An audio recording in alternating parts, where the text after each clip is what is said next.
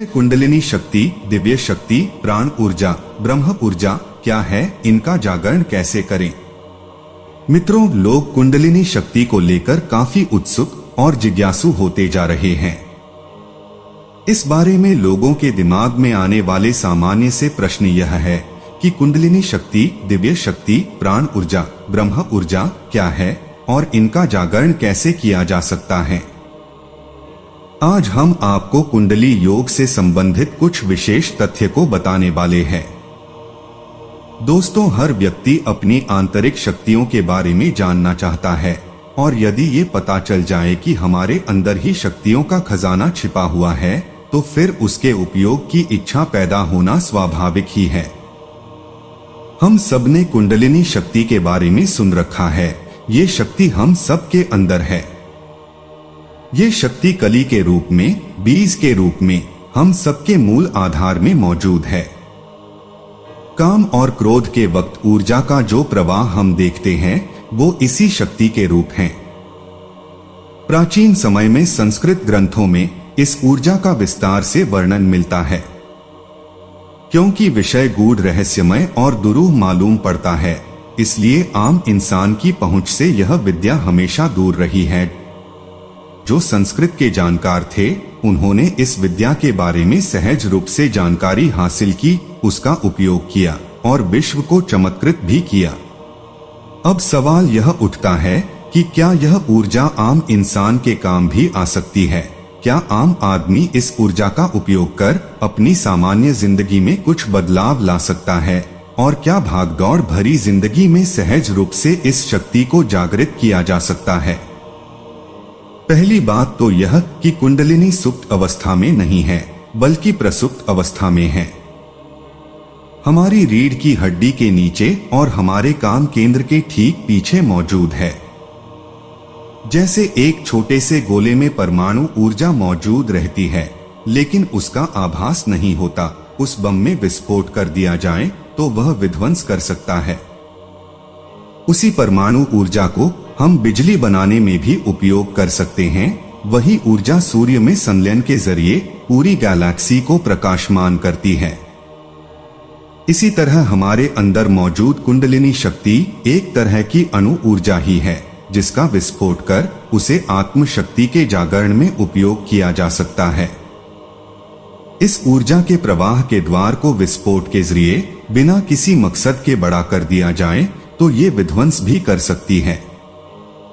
अब बात यह है कि कुंडलिनी शक्ति को कैसे जागृत कर सकते हैं। क्या तंत्र और योग द्वारा इसे जगाया जा सकता है। मित्रों, कुंडलिनी शक्ति के उत्थान की योग और तंत्र में जो विधियां दी गई है वो पूरी तरह अलग अलग है। अज्ञानी दोनों को जोड़कर प्रस्तुत कर भ्रम पैदा कर देते हैं। वस्तुतः कुंडलिनी शक्ति काम ऊर्जा को ऊर्ध्वगामी करना है। योग में काम ऊर्जा की दिशा बदलकर यम, नियम, ध्यान, धारणा, प्रत्याहार, आसन, प्राणायाम और समाधि के योग के जरिए ऊर्ध्वगामी किया जाता है। वही तंत्र में काम क्रिया में वलय बनाकर उसे अलग अलग विधियों के जरिए ऊर्ध्वगामी किया जाता है। शक्तिपात यानी किसी गुरु द्वारा कुंडलिनी जागरण फिल्म के ट्रेलर की तरह है, पूरी फिल्म नहीं है।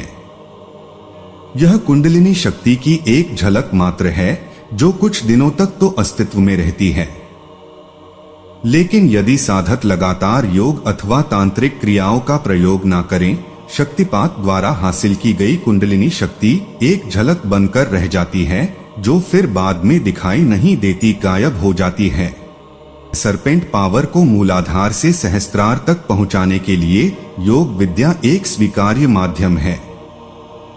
मित्रों, शक्तियां और सिद्धियां प्राप्त करना बिना किसी मकसद के बेमानी है। यदि हमने ठान ही लिया है कि हमें अपनी आंतरिक सहज ऊर्जा का रूपांतरण कर आध्यात्म के शिखर पर पहुंचना है तो शॉर्टकट का विचार त्याग दें। इसके लिए खुद को लंबी यौगिक साधना के लिए तैयार कर लें। सबसे पहले ज्ञान योग, जिसे सांख्य योग भी कहा जाता है, इसके जरिए आत्मिक ज्ञान प्राप्त करें। इसके बाद आसनों द्वारा अपने शरीर को असीम ऊर्जा के प्रवाह को समायोजित करने के लिए तैयार कर लें।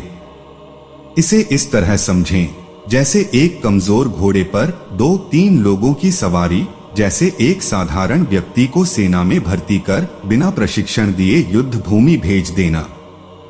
हमारी शारीरिक और मानसिक क्षमता के अनुसार प्राण ऊर्जा पहले से ही मिल रही है, इससे ज्यादा क्यों चाहिए? इसका जवाब खोजिए, फिर आगे बढ़िए।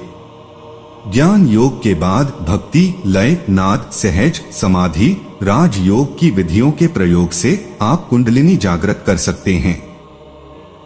इन यौगिक क्रियाओं में कुंडली जागरण के कुछ विशेष अभ्यास हैं। ये पूरा विज्ञान है जिसमें एक एक चरण का महत्व है। हर अभ्यास को स्टेप बाय स्टेप करना होता है। हर चरण में कुछ विशेष अनुभव प्राप्त होते हैं जिन्हें कई बार कुंडलिनी जागरण समझ लिया जाता है, लेकिन वो सिर्फ झलक मात्र होती है। संपूर्ण कुंडलिनी जागरण सिर्फ योग के एक भेद से संभव नहीं है। इसके लिए समग्र साधना की आवश्यकता है। यह तो दर्शन का परम विज्ञान है, यह दिव्य शक्ति है, यह ब्रह्मा शक्ति है, यह परम ऊर्जा है, यह ब्रह्मा शक्ति है, यही प्राण ऊर्जा है। यह ज्ञान खुद की इच्छा से, खुद की कोशिशों से ही हासिल किया जा सकता है। गुरु सिर्फ रास्ता दिखा सकता है। कुंडलिनी के बारे में आजकल सोशल मीडिया पर कई वीडियोस प्रसारित हो रहे हैं। हालांकि विज्ञान को ये शक्ति दिखाई नहीं देती। ऐसा क्यों? मित्रों, कुंडलिनी शक्ति को एक त्रिकोणाकार चक्र आकृति के रूप में देखा और जाना गया है। भारतीय योग, अध्यात्म और तंत्र में जिन नाड़ियों का वर्णन किया गया है वे सूक्ष्म शरीर के स्ट्रक्चर हैं। फिजिकल बॉडी में इस प्रकार का कोई भी स्ट्रक्चर दिखाई नहीं देगी। भारतीय अध्यात्म विज्ञान बहुत सूक्ष्म एनर्जी वेव्स का साइंस है।